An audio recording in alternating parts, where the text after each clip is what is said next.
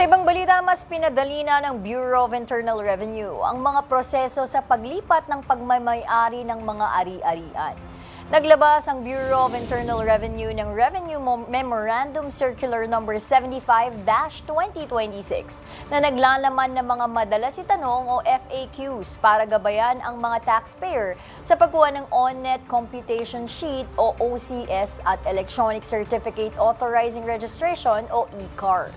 Sa klaw ng bagong guidelines, ang mga buwis na dapat bayaran, mga kailangang dokumento, proseso sa pag-file at pagbabayad, mga tanggapang dapat lapitan at takdang oras ng pagproseso para sa mga transaksyon tulad ng paglipat ng lupa, shares of stock, donasyon at estate. Layunin din ng circular na pabilisin at pag-isahin ang pagproseso ng mga aplikasyon para sa mas madali at mas malinaw na mga transaksyon ng publiko.